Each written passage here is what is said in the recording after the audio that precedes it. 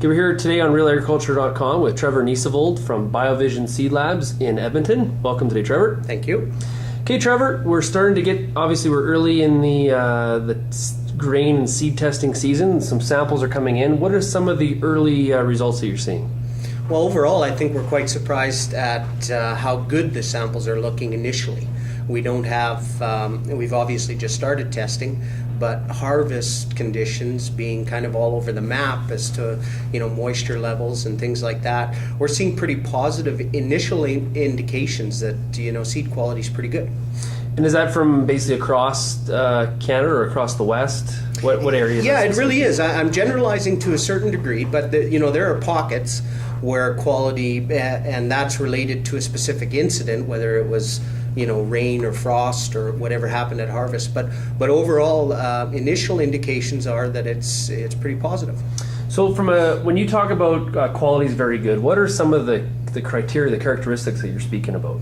Well, in early season testing, the big one obviously is germination. So, and the things that we're looking for there, early season we're looking for dormancy. That appears to be down this year.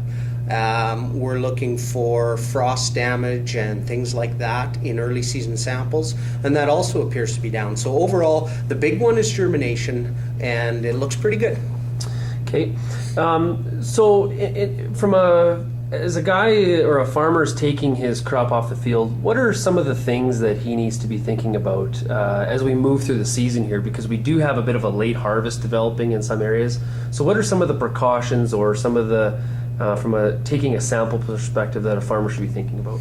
Well, the one thing to realize is that every event has an impact on quality. So, we went through a September that was, in most cases, fairly warm. Now, there was a lot of green material out with the crop at that time. So you start putting high moisture content material in with a warm sample into an enclosed space like a bin, and you've got a recipe for some trouble in storage. So producers need to be aware of that, and most are.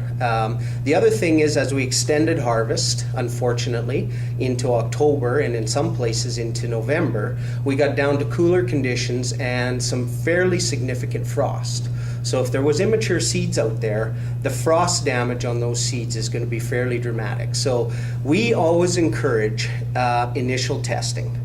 Give yourself that baseline to see what the sample is right off the field, and then monitor throughout the storage season.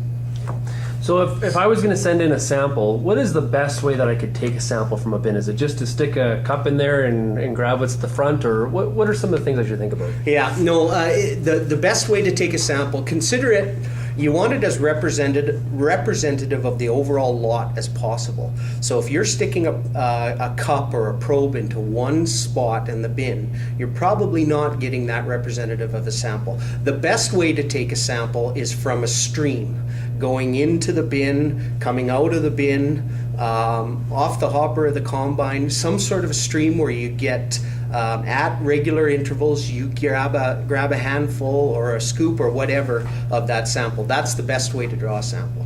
Okay, great. Some of the early results coming off, and remembering that it is an early data set, because obviously harvest isn't totally complete in all areas of Canada yet.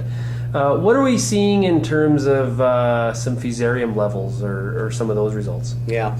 Initially, there's two things with regards to fusarium. The levels of infection that we are seeing in infected samples appears to be higher. So we're seeing a higher level within a sample that's infected with fusarium. What we're not seeing, or I guess we can't speak to specifically yet because it is so early, as to whether or not the number of incidences of infected samples is increasing. There is some suspicion that it will, but we just don't have the data on that yet. Okay. So is there anything else that, from a seed testing perspective, that we're seeing early on in this harvest?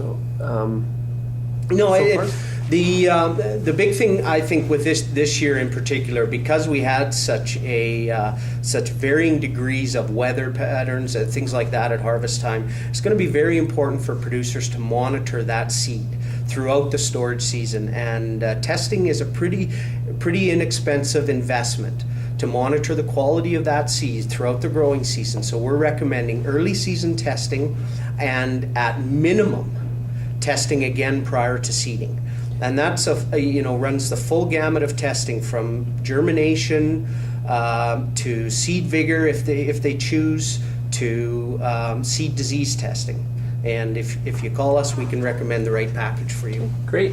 One last question. A question I get actually fairly often from farmers is, do I need to test for both germination and vigor, and how and why? Well, germination is a must. I'll start with that. It absolutely is a must. And understanding what you're getting. In germination testing in the seed lab, you're getting that seed's ability to perform under absolutely ideal conditions. So let's give it everything that it needs, and let's see how it performs. So that, in essence, is somewhat of a stress test in itself, because seed lots will perform differently when everything is perfect. So germination is a must. Vigor is something that you can do to diagnose performance under certain stresses. Now, the misconception about vigor testing is that it is an overall health-based test. It's not. With any vigor test, you're testing a specific stress on the seed. So in the case of a cool stress test, you're testing how that seed's going to perform under cool conditions, everything else being ideal. Very, very good test if you're in an area or your particular habits are to seed early in cool conditions. So the test has applicability in that case. So if anybody wanted more information on BioVision, where should they go on the web? www.biovision.ca, or call us toll free at 1-800-952-5407. Okay, thanks a lot, Trevor. Really appreciate it. Thank you.